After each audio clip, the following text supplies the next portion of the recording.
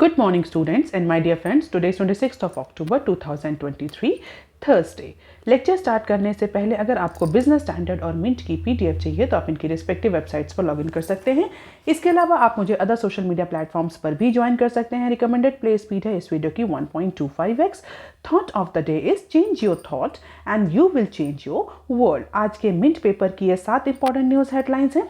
Business standard की 18 important news headlines हैं और आज के डिस्कशन में हम 12 न्यूज़ आर्टिकल्स कवर करेंगे। तो स्टार्ट करते हैं। पहला आर्टिकल मिंट के पेज नंबर 1 पर दिया हुआ है, lower prices trigger fertiliser subsidy cut.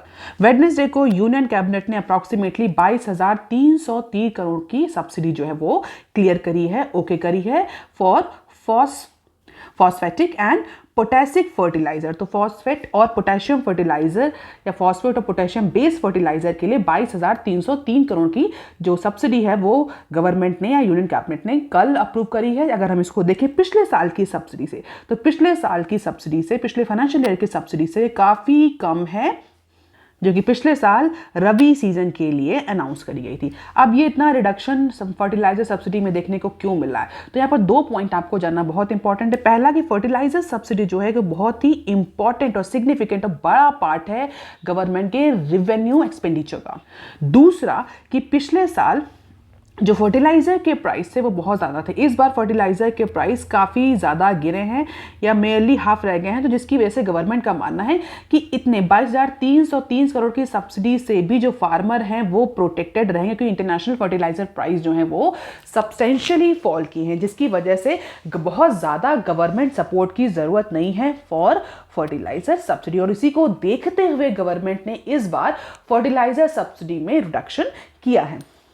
और इसके साथ ही साथ गवर्नमेंट ने फ्रेश रेट्स भी जो है वो अनाउंस किए हैं। किसके लिए? न्यूट्रिएंट बेस्ड सब्सिडी स्कीम के लिए for NPK fertiliser. NPK fertiliser means nitrogen, phosphorus और पोटेशियम फर्टिलाइजर के लिए। तो इन 3 fertiliser nutrient based subsidy scheme जो गवर्नमेंट ने अनाउंस करी, उसके तहत इन 3 फर्टिलाइजर के नए rate, fresh rate, reduce rate, अगर हम बहुत क्लियरली बोले तो रिड्यूस रेट्स भी गवर्नमेंट ने अनाउंस की हैं। So NBS scheme basically subsidy fix करती है फर्टिलाइजर के लिए अदर देन यूरिया, यानी यूरिया के अलावा जो नाइट्रोजन, फॉस्फोरस और पोटेशियम फर्टिलाइजर्स यूज होते हैं उनके लिए इस पर्टिकुलर स्कीम के तहत सब्सिडीज जो है या गवर्नमेंट सपोर्ट जो है वो फिक्स किया जाता है। और इसी पर्टिकुलर जो रेट हैं वो रिवाइज किए जाते हैं एनुअली। और इसी पर्टिकुलर एनबीएस स्कीम के तहत गवर्नमेंट ने 22,303 करोड़ का सब्सिडी अनाउंस करी है, क्योंकि इंटरनेशनल प्राइसेस जो हैं वो ऑलरेडी रिड्यूस हैं, तो बहुत ज़्यादा गवर्नमेंट की सपोर्ट की ज़रूरत नहीं पड़ेगी। डोमेस्टिक मार्केट में जो फर्टिलाइजर हैं, एनपीके जो फर्टिलाइजर हैं, उनका प्राइस ऑलरेडी लोअर है। होता क्या है जनरली, गवर्नमेंट एनबीएस सब्सिडी के थ्रू, एनबीएस स्कीम के थ्रू सब्सिडी अनाउंस करती है और जो फर्टिलाइजर के प्राइस होते हैं उनको सब्सिडाइज रेट पे मार्केट में बेचा जाता है। लेकिन इस बार ऑलरेडी फर्टिलाइजर के रेट रिड्यूस हैं, तो गवर्नमेंट को कम सब्सिडी देने की जरूरत पड़ी। पिछले साल कितनी सब्सिडी गवर्नमेंट ने अनाउंस की? अप्रॉक्सीमेटली 51,875 करोड़ की सब्सिडी गवर्नमेंट ने अनाउंस करी थी इसी एनबीएस स्कीम के तहत, जहां पर गवर्नमेंट फर्टिलाइजर्स के रेट फिक्स कर देती है। इसका मतलब क्या होता है? गवर्नमेंट इंटरनेशनल मार्केट में जो भी प्राइस है उसको सब्सिडाइज करके डोमेस्टिक मार्केट में उस पर्टिकुलर सब्सिडाइज रेट पर फर्टिलाइजर फार्मर्स को प्रोटेक्ट कराएगी, जिससे कि फार्मर का प्रोटेक्शन होगा, उनकी इनकम प्रोटेक्ट होगी, उनका जो कॉस्ट लग रहा है एग्रीकल्चर में वो रिड्यूस होगा। जनरली होता क्या है, फार्मर्स को अपने एग्रीकल्चर आउटपुट के लिए कई बार लोन लेना पड़ता है, तो government time to time fertiliser subsidy को भी अनाउंस करती रहती है, इंटरेस्ट फ्री लोन भी अनाउंस करती है। इसके अलावा कई सारे और भी मेजर्स गवर्नमेंट लेती रहती है in order to support the farmer section. तो इस बार हालांकि गवर्नमेंट ने सब्सिडी कम करी है मगर खत्म नहीं करी, जैसा कि एंटिसिपेट किया जा रहा था कि प्रोबेबली जो फर्टिलाइजर के प्राइस इतने रिड्यूस हो सकता है गवर्नमेंट इस बार फर्टिलाइजर के केस में सब्सिडी बहुत ज़्यादा प्रोवाइड ना करे, बट गवर्नमेंट ने इसको कंटिन्यू रखा है। और लास्ट 2 ईयर से government is providing more and more subsidy to the farmer in order to support their crops. तो ये जो अनाउंसमेंट किया गया है 22,303 करोड़ की सब्सिडी का, ये बेसिकली रबी क्रॉप के लिए। रबी में कौन कौन सी क्रॉप आती है? Wheat, barley, mustard, chana, lentil, peas, potato, tomato, beet, cabbage, garlic, onion, cumin, coriander, sunflower, cauliflower are some very popular rabi crop. Rabi crop basically जो विंटर में जिनको सो किया जाता है और स्प्रिंग में जिनको हार्वेस्ट किया जाता है। So this is all about the Center Fertilizer Subsidy Bill since 2018 to 2024. This is budgeted estimates. You can just have the glimpse of it. Definitely याद करने की आपको ज़रूरत नहीं है. अब देख लेते हैं नेक्स्ट क्लिप जो कि पेज नंबर 1 पर दी हुई है. एफपीआई रिटेल आउटफ्लोज में एक्सटेंड स्टॉक मार्केट करेक्शन. तो इंडियन स्टॉक मार्केट ने अपना डेक्लाइन लगातार 5वें सेशन या बोल सकते हैं लगातार तीसरे दिन भी एक्सटेंड किया है. इट मीन्स मार्केट में जो हमें प्लंज देखने को मिल रहा था, जो डेक्लाइन देखने को मिल रहा है, वो लगातार 5वें ट्रेडिंग सेशन में भी कंटिन्यू है. हम बोल सकते हैं तीसरे दिन भी कंटिन्यू है because of sustain selling bye foreign and retail direct investors. तो मार्केट में, स्टॉक मार्केट में फॉरेन और रिटेल डोमेस्टिक इन्वेस्टर्स के केस में हमें सस्टेन सेलिंग देखने को मिल रही है, जिसकी वजह से मार्केट कंटिन्यू है प्लंज करना. और उसका रीजन वही 2 रीजन जो हमने कल की न्यूज में डिस्कस किए थे, जो हमने परसों की न्यूज में डिस्कस किए थे. Increasing US bond yield and Israel Hamas war. तो जो वेस्ट साइड में जो इजराइल हमास वॉर हो रहा है वेस्ट रीजन में, उसकी वजह से और जिसकी वजह से यूएस बॉन्ड यील्ड बढ़ रही है, क्रूड ऑयल के प्राइसेस बढ़ रहे हैं, इन सब का इंपैक्ट अभी भी हमारे इंडियन स्टॉक मार्केट पे देखने को मिल रहा है. लगातार 5वें सेशन में हमें कंटिन्यू स्टॉक मार्केट में डिक्लाइन देखने को मिल रहा है. अगर हम बेंचमार्क इंडाइसेस की बात करें, निफ्टी और सेंसेक्स की, तो दोनों ही बेंचमार्क इंडाइसेस निफ्टी और सेंसेक्स अप्रॉक्सीमेटली 0.8% से फॉल करी हैं वेडनेसडे को, और जिसकी वजह से अप्रॉक्सीमेटली 14.45 ट्रिलियन का इन्वेस्टर वेल्थ इरोज हुआ है.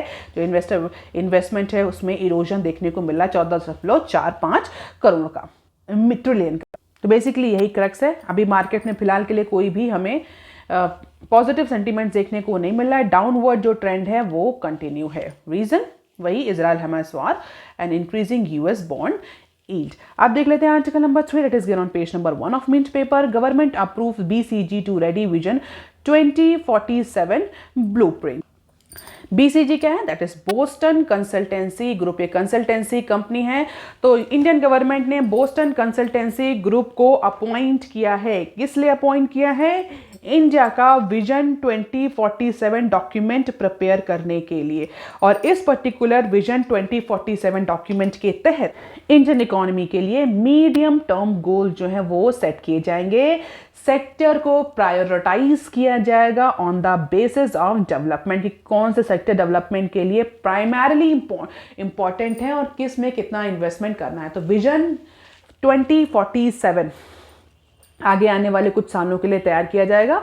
और इसके लिए जो गवर्नमेंट है, जो करंट गवर्नमेंट है, उसने बीसीजी या बोस्टन कंसल्टेंसी फर्म्स को अपॉइंट किया है, जिसके तहत इंडिया की इकोनॉमिक स्ट्रैटेजी जो है as a middle income country वो डेवलप करी जाएगी. कैसे इंडिया अपने स्ट्रेंथ को, अपनी इंडस्ट्री स्ट्रेंथ को, सर्विस, एग्रीकल्चर, ह्यूमन कैपिटल जो इंडिया की स्ट्रेंथ है, इंडियन क्या स्ट्रेंथ मतलब इंडियन इकोनॉमी की जो स्ट्रेंथ है, क्या क्या स्ट्रेंथ है? सबसे बड़ी स्ट्रेंथ हमारी ह्यूमन कैपिटल है, उसके बाद हमारा सर्विस सेक्टर है, उसके बाद हमारा इंडस्ट्री, एग्रीकल्चर, ये सब हमारी स्ट्रेंथ है. जिनको कैसे यूज करते हुए करंट ग्लोबल चैलेंजेस को ओवरकम किया जाए और कैसे गवर्नेंस सिस्टम को इंप्रूव किया जाए, पब्लिक गुड एक्सेसिबिलिटी को इंप्रूव किया जाए और एक कैसे सस्टेन्ड इकोनॉमिक प्रोग्रेस जो है वो डेवलप करी जाए. सस्टेन्ड इकोनॉमिक प्रोग्रेस जो कि इंक्लूसिव भी हो नेचर में.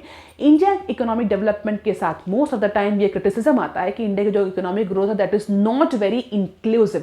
मतलब हर सेक्शन को नहीं वो इक्वली प्रोवाइड करती. किसी सेक्शन में हमें ग्रोथ देखने को मिलती है, जो अमीर है वो बहुत ज़्यादा अमीर हो रहे हैं, जो गरीब है वो बहुत ज़्यादा गरीब हो रहे हैं. तो इंक्लूसिव ग्रोथ नहीं होती. मतलब इकोनॉमिक ग्रोथ का बेनिफिट हर सेक्शन, सोसाइटी के हर सेक्शन को नहीं मिलता है. और इसी पर्टिकुलर चैलेंज को ओवरकम करने के लिए गवर्नमेंट ने इस बार प्रोफेशनली एक कंसल्टेंसी अपॉइंट करी है जो कि सारे एस्पेक्ट को देखते हुए एक मेजर इकोनॉमिक स्ट्रेटेजिक डॉक्यूमेंट जो है वो प्रिपेयर करेगी. और इस पर्टिकुलर कोहेसिव एक्शन प्लान में जो इंडियन गवर्नमेंट की जो एजेंसीज हैं वो भी सपोर्ट करेंगी. टॉप ब्यूरोक्रेट्स असिस्ट करेंगे, कई सारे गवर्नमेंट लेवल डिपार्टमेंट जो है वो बीसीजी को सपोर्ट करेंगे. अब देख लेते हैं article number 4 that is given on page number 1 of Business Standard. RBI direct private banks to have at least 2 whole time directors. तो इंडियन बैंकिंग सिस्टम में कॉर्पोरेट गवर्नेंस को स्ट्रेंथन करने के लिए it means top management of bank, जो top management उसकी responsibility को fix करने के लिए रिजर्व बैंक ऑफ इंडिया ने जितने भी प्राइवेट सेक्टर बैंक्स हैं उनको कुछ डायरेक्टिव्स दिए हैं. और उस डायरेक्टिव्स में प्राइवेट सेक्टर बैंक्स को बोला है कि जितने भी प्राइवेट सेक्टर बैंक्स हैं उनके बोर्ड ऑफ डायरेक्टर्स की कमेटी में, बोर्ड ऑफ डायरेक्टर्स में at least 2 wholly owned subsidiaries, 2 whole time, at least 2 whole time directors हों, मतलब चाहे प्राइवेट सेक्टर बैंक्स हों या होली ओन्ड सब्सिडीज हों फॉरेन बैंक्स, यानी फॉरेन बैंक्स जो इंडिया में ऑपरेट कर रहे हैं सब्सिडरीज के फॉर्म में, उनकी सब्सिडरीज और प्राइवेट सेक्टर बैंक्स को इंश्योर करना चाहिए कि उनकी बोर्ड्स में एटलीस्ट 2 होल टाइम डायरेक्टर्स हों। और इन होल टाइम डायरेक्टर्स को अपॉइंट करने के लिए आरबीआई की परमिशन की जरूरत होगी। इट मींस जो प्राइवेट सेक्टर बैंक्स हैं और जो फॉरेन बैंक्स हैं वो अपने चॉइस के बेसिस पर इन डायरेक्टर्स को अपॉइंट नहीं कर सकते। उनका नाम, उनकी डेजिग्नेशन, उनकी सारी डिटेल पहले आरबीआई को प्रेजेंट करनी पड़ेगी। आरबीआई से अप्रूवल के बाद उनको अपॉइंट किया जा सकता है। तो बैंक जितने भी हैं, प्राइवेट बैंक्स और होली ओन जो सब्सिडरीज हैं फॉरेन बैंक्स की, उनको बैंक रेगुलेटर से अप्रूवल लेना पड़ेगा इन होल टाइम डायरेक्टर्स को अपॉइंट करने के लिए। और ऐसे जितने भी प्राइवेट बैंक्स हैं या लेंडर्स हैं या फॉरेन बैंक्स हैं जिन्होंने अभी तक ये रिक्वायरमेंट फुलफिल नहीं करी है, वो 4 महीने के अंदर ये 2 नाम जो हैं वो आरबीआई के पास भेज दें अप्रूवल के लिए।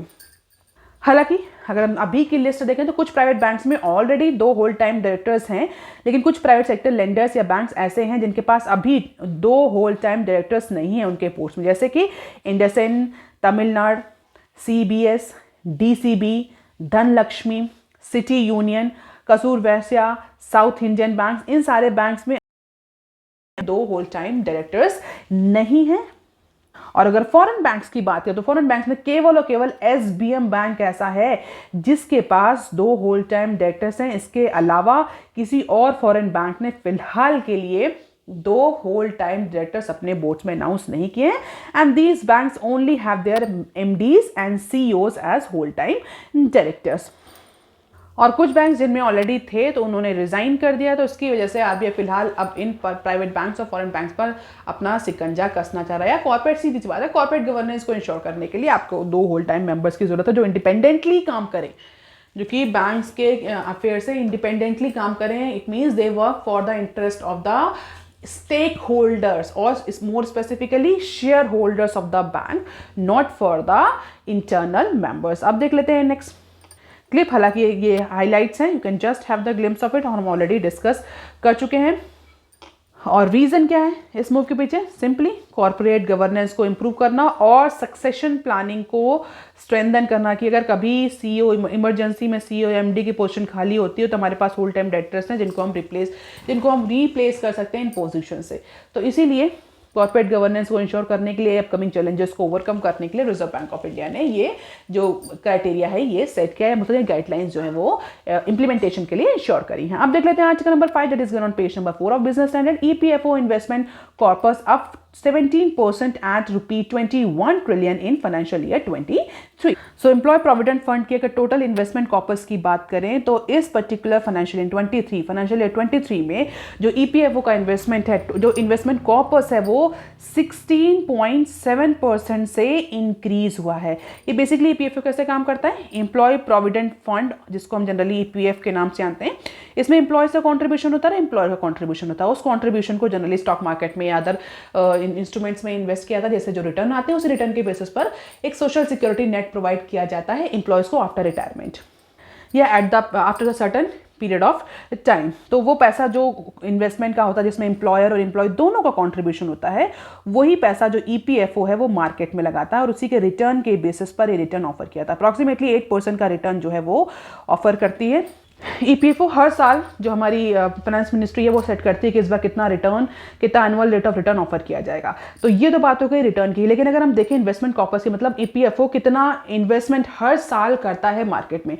तो फाइनेंशियल ईयर 23 में वही इन्वेस्टमेंट जो है वो 16.7% से इंक्रीज हुआ है। यानी अगर पिछले साल 100 रुपए का इन्वेस्टमेंट किया तो इस बार 117 रुपए का इन्वेस्टमेंट मार्केट में ईपीएफओ ने किया है। और अगर ईपीएफओ का इन्वेस्टमेंट कॉर्पस से इंक्रीज हो रहा है तो कहीं ना कहीं ये इंडिकेशन है कि कंट्रीब्यूशन जो है एम्प्लॉय कंट्रीब्यूशन वो भी इंक्रीज हुआ है। और अगर वो इंक्रीज हुआ इट मीन्स जो सब्सक्रिप्शन है जो ईपीएफ का सब्सक्रिप्शन है वो भी इंक्रीज किया है। तो इस बार यानी फाइनेंशियल ईयर 23 में ईपीएफओ ने अप्रॉक्सीमेटली 21.3 ट्रिलियन का इन्वेस्टमेंट किया है, जो कि पिछले साल 18.3 ट्रिलियन था। यानी फाइनेंशियल ईयर 22 में इट वाज 18.3 ट्रिलियन, जो इस बार इंक्रीज होकर के फाइनेंशियल ईयर 23 में 21.3 ट्रिलियन रह गया है। और पिछले अगर 5 सालों का डेटा देखें तो 5 सालों में जो ये इन्वेस्टेबल कॉर्पस है ईपीएफओ का, जो सोशल सिक्योरिटी ऑर्गेनाइजेशन भी है एक, उसका इन्वेस्टमेंट डबल हुआ है, 2x पॉइंट। 2019 से अगर हम देखें, 18-19 से देखें तो जो इन्वेस्टमेंट है वो जस्ट डबल हो गया है। टोटल कॉर्पस 2018-19 में अप्रॉक्सीमेटली 11.1 ट्रिलियन था, तो 11.1 ट्रिलियन से इंक्रीज होकर 21.3 ट्रिलियन पहुंच गया है 2018-19 में और 2023 में। तो जस्ट डबल हो गया है एम्प्लॉय प्रोविडेंट फंड का इन्वेस्टमेंट। और इस टोटल 21.3 ट्रिलियन में जो एम्प्लॉय प्रोविडेंट फंड है, ईपीएफ का कंट्रीब्यूशन 13.04, 3 स्कीम्स बेसिकली होती हैं इसमें। तो एम्प्लॉय प्रोविडेंट फंड जो है वो 13.04, pension fund 7.7 trillion, employee deposit insurance link that is 41,000 crore. तो अप्रॉक्सीमेटली तीनों स्कीम्स में एक सिग्निफिकेंट इन्वेस्टमेंट देखने को मिल रहा है। और मोस्ट ऑफ द इन्वेस्टमेंट जो ईपीएफओ ने किया है वो स्टेट डेवलपमेंट लोन्स और जो स्टेट गवर्नमेंट्स के जितने भी इंस्ट्रूमेंट्स हैं, जहाँ पर स्टेट गवर्नमेंट अपने फिजिकल डेफिसिट को फाइनेंस करने के लिए जो अपने एसडीएल इशू करती है, स्टेट डेवलपमेंट लोन, जैसे कि सेंट्रल गवर्नमेंट इशू करती है तो उसे हम क्या बोलते हैं, बॉन्ड्स बोलते हैं, या कॉर्पोरेट गवर्नमेंट गिल्ड्स के नाम से भी हम जानते हैं उसे, या हम कई बार डिस्कस भी करते हैं कि 10 ईयर बॉन्ड्स हैं, 20 ईयर्स बॉन्ड हैं। तो गवर्नमेंट गिल्ट के नाम से भी जानते हैं, सेंट्रल गवर्नमेंट इशू करती है, और जो स्टेट गवर्नमेंट जो अपने फिजिकल डेफिसिट को फाइनेंस करने के लिए जो इंस्ट्रूमेंट इशू करती है, जो उसको हम एसडीएल बोलते हैं। Most of these investment has been done in SDLs. Approximately 38.6% का जो इन्वेस्टमेंट, टोटल इन्वेस्टमेंट रहा उसका 38.6% एसडीएल में इन्वेस्ट किया गया है, which is used by state government to raise the fund for financing their physical deficit. और आप रेगुलर हैं तो आपको पता होगा कि जो सेंट्रल गवर्नमेंट जो बॉन्ड इशू करती है, जो सर्टिफिकेट्स इशू करती है, उनको हम गिल्ट बोलते हैं, और जो स्टेट गवर्नमेंट करती है उसको हम एसडीएल बोलते हैं। तो सबसे ज्यादा इन्वेस्टमेंट एसडीएल में देखने को मिला। इसके बाद सेंट्रल गवर्नमेंट जो सिक्योरिटीज हैं, जो सेंट्रल गवर्नमेंट के जो बॉन्ड्स होते हैं 10 ईयर्स के बॉन्ड, जिन्हें बेंचमार्क बॉन्ड्स भी बोलते हैं, उसमें भी 17.7% का इन्वेस्टमेंट है। कॉर्पोरेट बॉन्ड्स में भी देखने को मिल रहा है, स्पेशली पब्लिक एंटरप्राइजेस में 15.5% का इन्वेस्टमेंट है। Public accounts with central government 10.1%। तो काफी ज्यादा डाइवर्सिफिकेशन हमें इन्वेस्टमेंट में देखने को मिला इस बार, एसडीएल से लेकर के गवर्नमेंट सिक्योरिटीज में here means central government securities, public sector जो बैंक एंटरप्राइजेस हैं, पीएसयूज हैं, उनके कॉर्पोरेट बॉन्ड्स में भी इन्वेस्टमेंट है, और पब्लिक अकाउंट्स में सेंट्रल गवर्नमेंट उसमें भी है। तो 4 से 5 मेजर सोर्सेज है जहां पर ईपीएफओ ने इन्वेस्टमेंट किया, और उसी के रिटर्न के बेसिस पर रिटर्न एम्प्लॉइज को भी दिया था। तो this is the study rise 2019 से लेकर के 2023 तक का डेटा दिया हुआ है। You can just have the glimpse of it. Year on year percentage growth का है।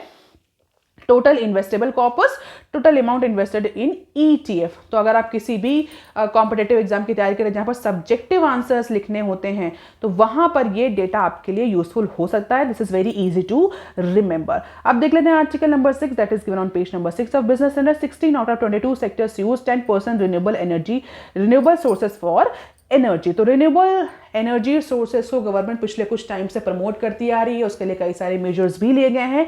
टाइम टू टाइम हम बहुत सारी स्कीम्स को डिस्कस भी करते हैं। अगर आप रेगुलर हैं तो आपको पता होगा कि गवर्नमेंट ने कितना टारगेट सेट किया है 2047 तक कि हम अपने एनर्जी रिक्वायरमेंट में कितना सोर्स जो है रिन्यूएबल एनर्जी का यूज करेंगे। तो उसी के कंटेक्स्ट में हम ये न्यूज हम डिस्कस करेंगे। अब न्यूज देख लेते क्या है। Handful of large sector accounted for majority of emission from listed companies in financial year 23, that is power, metal, mining, construction material, chemical, as well as oil and gas consumable fuels collectively contribute to 90% of emission. अब इसका मतलब क्या हुआ? तो first of all ये जो analysis है ये EY इंडिया ने करी है और उसको बिजनेस स्टैंडर्ड से शेयर किया है। तो इसमें बेसिकली कार्बन एमिशन की बात हुई है कि ऐसे कौन से सेक्टर्स जिसमें सबसे ज़्यादा कार्बन एमिशन होता है। तो इन सेक्टर की सबसे पहले लिस्ट है कि जो power, metal, minings, construction, chemical, oil and gas और कंज्यूमर फ्यूल्स जो सेक्टर है ये 90% एमिशन कॉन्स्टिट्यूट करता है। इट मीन जो जितना कार्बन एमिशन हो रहा है उसका 90% ये सेक्टर कॉन्स्टिट्यूट करता है। या इसको और सिंप्लीफाइड फॉर्म में अगर हम बोलें तो जो कंपनीज इस सेक्टर में लिस्टेड हैं, जो इस सेक्टर में ऑपरेट कर रही हैं, वो 90% एमिशन कॉन्स्टिट्यूट करती हैं। तो क्वांटम की अगर देखें तो approximately 1.26 billion metric ton carbon dioxide equivalent under scope 1 emission and 0.15 billion mt CO2e under scope 2 emission is constituted by these sectors or the companies operating into this sector. और अगर इस सेक्टर में companies को देखें तो generally इस sector में जो कंपनीज हैं वो एमिशन स्कोप 1 में जो एमिशन आता है उसको एमिट करती हैं, यानी इस particular 1.2 billion metric ton of carbon dioxide equivalent that comes under scope 1 emission. तो इस पर्टिकुलर एनालिसिस का मतलब क्या हुआ? इस पर्टिकुलर एनालिसिस का मतलब ये होगा ये सेक्टर जो है सबसे ज़्यादा एमिशन कॉन्स्टिट्यूट करते हैं, स्कोप 1 का एमिशन करते हैं। तो अगर गवर्नमेंट कार्बन एमिशन पर कर्ब लगाना चाह रही है, कार्बन एमिशन को रिड्यूस करना चाह रही है, तो इन सेक्टर पर प्राइमरली फोकस करना पड़ेगा कि ये जो सेक्टर हैं ये रिन्यूएबल एनर्जी को यूज़ करें। तो 22 sectors use under 10% renewable sources for energy, यानी ऐसे सेक्टर जो सबसे ज़्यादा एमिशन कॉन्स्टिट्यूट कर रहे हैं वो सबसे कम रिन्यूएबल एनर्जी यूज़ कर रहे हैं, और जबकि इन्हीं सेक्टर से सबसे ज़्यादा कार्बन एमिशन हो रहा है।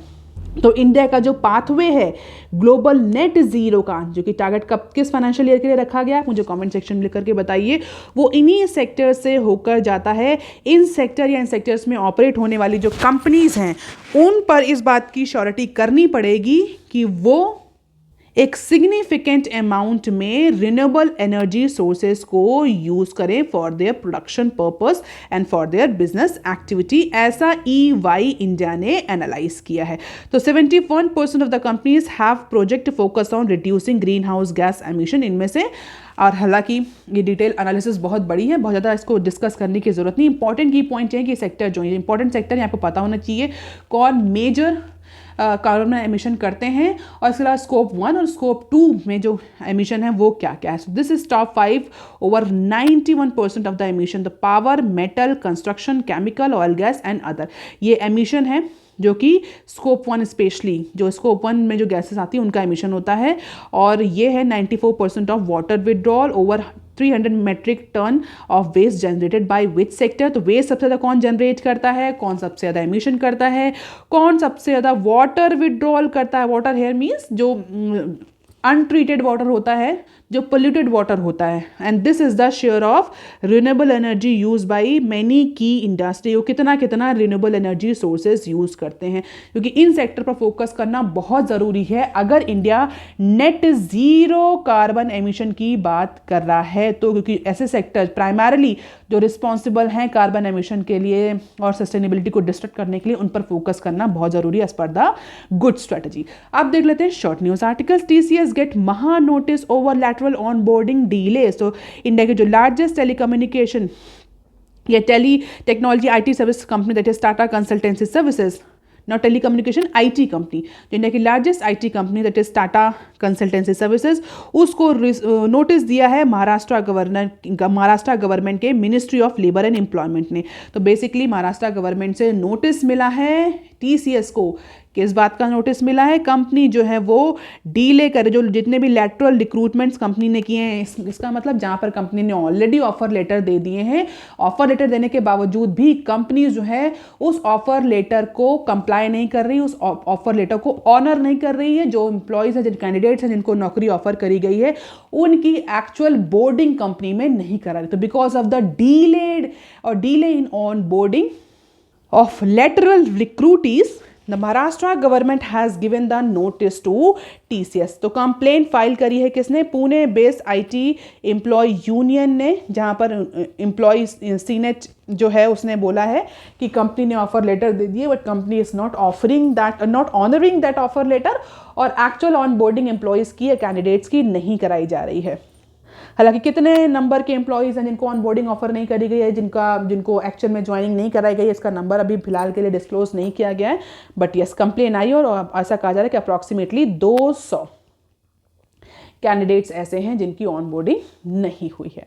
अब देख लेते हैं next article, India I UK carbon tax concession in FTA deal. तो इंडिया और UK के बीच में जो FTA नेगोशिएशन चल रहा है उसमें कार्बन टैक्स को लेकर के इंडिया जो है अपॉर्चुनिटी सर्च कर रहा है। इट मीन्स इंडिया इस FTA की डिस्कशन में, इस FTA के नेगोशिएशन में, प्रपोज फ्री ट्रेड डील के नेगोशिएशन में इंडिया कार्बन टैक्स से रिलीफ मांग सकता है फॉर देयर एक्सपोर्टर्स। तो किसी तरह का जो कार्बन टैक्स लगेगा इंडियन एक्सपोर्टर्स पर because of the CBAM mechanism, उस इशू को डिस्कस किया जा रहा है। हालांकि यूरोपियन यूनियन के साथ भी ये इशू डिस्कस किया जा रहा है, कई फोरम्स में इसको उठाया भी गया इंडिया के द्वारा, लेकिन बहुत ज़्यादा कोई हमें सब्सटेंशियल प्रोग्रेस इस डिस्कशन में देखने को नहीं मिली, इस कंटेक्स्ट में देखने को नहीं मिली। तो इंडिया इस बार UK गवर्नमेंट के साथ भी CBAM मैकेनिज्म को लेकर के डिस्कशन करेगा और ये मानना है एक्सपर्ट्स का कि UK भी प्लान कर रहा है, UK is also planning to have this CBAM mechanism. और जैसे ही ये अफवाह उड़ी, इंडिया ने तुरंत इस पर्टिकुलर अप्रोच पर अपनी स्ट्रैटेजी प्लान कर ली कि जो इस बार FTA डिस्कस हो रहा है, फ्री ट्रेड एग्रीमेंट जो होना है इंडिया और UK के बीच में, उसमें डिस्कशन में इंडिया CBAM मैकेनिज्म को भी इंक्लूड करेगी। इंडिया मांगेगी अपने एक्सपोर्टर्स के लिए कंसेशन।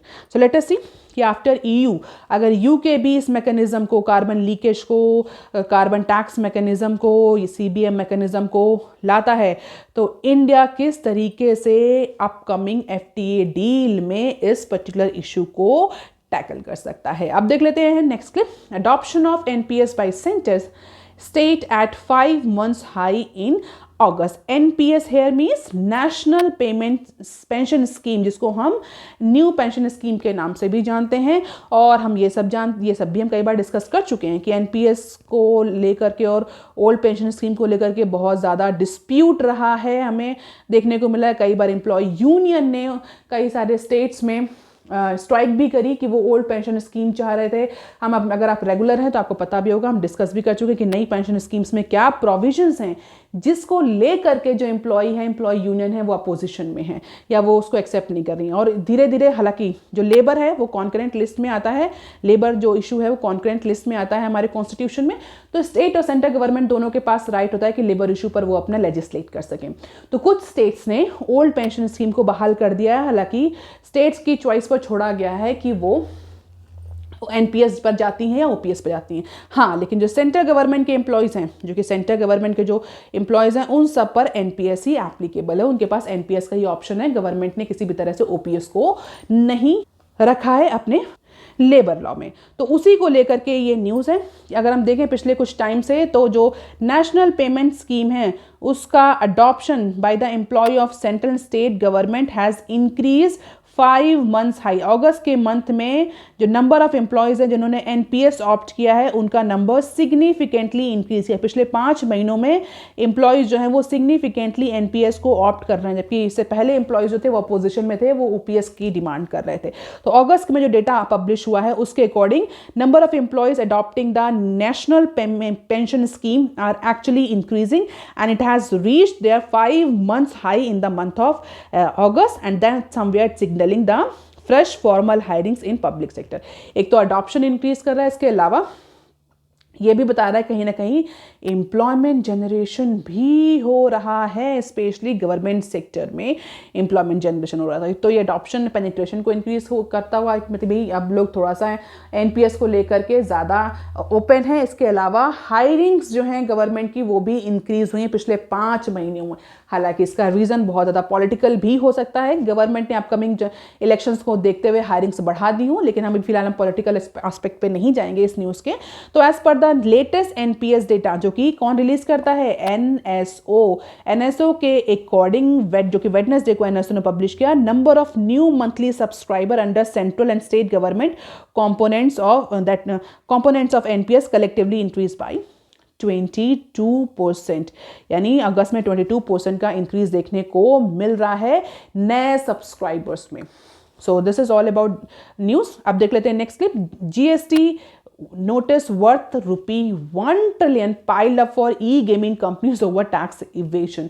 तो 28% का टैक्स लगा है GST काउंसिल ने लगाया है किस पर, जितने भी ई गेमिंग प्लेटफॉर्म्स हैं, हॉर्स रेसिंग, बैटिंग, इस तरह की जो सर्विसेज हैं, हम ये कह सकते हैं, गेम्स हैं, स्पोर्ट्स हैं, इन सब पर 28% का टैक्स एप्लीकेबल है। आप रेगुलर हैं तो आपको पता होगा जब ये GST काउंसिल ने डिसीजन लिया था, हमने इस न्यूज़ को कवर भी किया था। तो उसी के कंटेक्स्ट में हम इस न्यूज़ को डिस्कस करेंगे। तो रिसेंटली जैसे ही ये अप्रूवल हुआ 28% का टैक्स का, उसी के बाद से जीएसटी अथॉरिटीज़ ने नोटिस इशू करना शुरू कर दिया और as per the current data approximately 1 trillion के टैक्स नोटिसेस, 1 ट्रिलियन अमाउंट के जो टैक्स नोटिसेस हैं वो इशू किए गए हैं गेमिंग कंपनीज को और ई गेमिंग कंपनीज को। यानी अभी तक 2018 से अगर हम देखें तो अप्रॉक्सीमेटली 1 ट्रिलियन का टैक्स इवेजन किया है इन ई गेमिंग कंपनीज ने, ऐसा ऑफिशियल्स का मानना है, जीएसटी जो अथॉरिटीज़ हैं उनका मानना है। However there is no data available on foreign gaming companies registering in India since October 1, लेकिन जो ऑलरेडी एग्जिस्टिंग है उन्होंने अप्रॉक्सीमेटली 1 ट्रिलियन का टैक्स इवेट किया है। Tax evasion here means indirect tax evade किया है और उसी को लेकर के जीएसटी अथॉरिटीज़ ने नोटिस सेंड करना शुरू कर दिया है। सेंट्रल गवर्नमेंट ने ऑलरेडी जीएसटी लॉ को अमेंड कर दिया है। तो अब ई गेमिंग प्लेटफॉर्म कंपनीज के लिए बहुत ज़्यादा चैलेंजिंग हो रहा है कि कैसे इंडिया में ऑपरेट किया जाए। लेट अस सी कि इस इशू को लेकर के आगे क्या होता है। डेफिनेटली कुछ कंपनीज तो गई हुई हैं कोर्ट, आगे भी और कंपनीज हमें जाती हुई दिखेंगी। अब देख लेते हैं next clip. Cabinet clears 22K subsidy for PNK fertiliser. ये न्यूज़ हम ऑलरेडी मिंट में कवर कर चुके हैं। पिछले साल से जो ये सब्सिडी है वो कम है, क्यों कम है ये भी हमने डिस्कस किया। सो नेक्स्ट क्लिप देख लेते हैं। Centre extend mandate on coal import. तो कोल इंपोर्ट को लेकर के जो सेंटर ने मैंडेट लाया था जिसमें गवर्नमेंट का एम था कि कोल इंपोर्ट को इंक्रीज किया जाए कंट्री में, तो सेंट्रल ने उस 2 मैंडेट को एक्सटेंड कर दिया है। तो 2 सेपरेट नोटिसेस जो यूनियन पावर मिनिस्ट्री ने प्रोपोगेट किए थे या जो सेपरेट मैंडेट या नोटिसेस जो डिस्प्ले किए थे, जो इशू किया था यूनियन पावर मिनिस्ट्री ने, उसमें डायरेक्ट किया गया था कि जो इंपोर्ट कोल बेस्ड है आईबीसी यूनिट है वो जून 2024 तक रन करी जाएगी और जितनी भी पावर जनरेटिंग कंपनीज हैं वो कोल इंपोर्ट कर सकती हैं up to 6% of their requirement till March 2024। तो फिलहाल के लिए जो कोल इंपोर्ट को लेकर के जो डेडलाइन थी उसको एक्सटेंड कर दिया गया है। जो इंपोर्टेड कोल बेस्ड यूनिट्स हैं उनको रन करने का जो डेडलाइन थी उसको भी एक्सटेंड कर दिया गया है। रीज़न बिहाइंड ये एक्सटेंशन क्यों किया, ये मैंडेट क्यों एक्सटेंड किया है यूनियन पावर मिनिस्ट्री ने, सीधी सी बात है, हमारे यहाँ इलेक्ट्रिसिटी की जो डिमांड है वो इंक्रीज हो रही है और डोमेस्टिक कोल सप्लाई जो है वो सफिशिएंट नहीं है उस डिमांड को मीट आउट करने के लिए, इसीलिए कोल इंपोर्ट की जो डेडलाइंस थी उनको एक्सटेंड कर दिया गया। अगर आपको थोड़ा सा हिस्ट्री पता हो, बैकग्राउंड का पता हो, तो पिछले साल गवर्नमेंट ने कोल इंपोर्ट पर रिस्ट्रिक्शन लगाए थे। उसी रिस्ट्रिक्शन के बाद इंडिया में कोल की शॉर्टेज बहुत थी और हमने उस न्यूज़ को बहुत एक्सटेंसिवली भी कवर किया था। तो उसी पर्टिकुलर कंटेक्स्ट को देखते हुए उस टाइम गवर्नमेंट ने कोल के इंपोर्ट को अलाउ कर दिया था और कुछ डेडलाइन तक, लेकिन अब वो डेडलाइन फिर से एक्सटेंड कर दी गई है। क्यों एक्सटेंड कर दी गई? रीज़न वही सेम है कि पावर की डिमांड बढ़ रही है, लेकिन जो डोमेस्टिक कोल सप्लाई है वो सफिशिएंट नहीं है उस पावर की डिमांड को मीट करने के लिए, इसीलिए इंपोर्टेड कोल की जो मैंडेट था उसको मार्च 2024 तक अलाउ कर दिया गया है, जहां पर कोल इंपोर्ट में अब ब्लेंडिंग जो है वो अलाउ कर दी गई है। So that is all for today students. Please like, share and subscribe. Thank you. Have a nice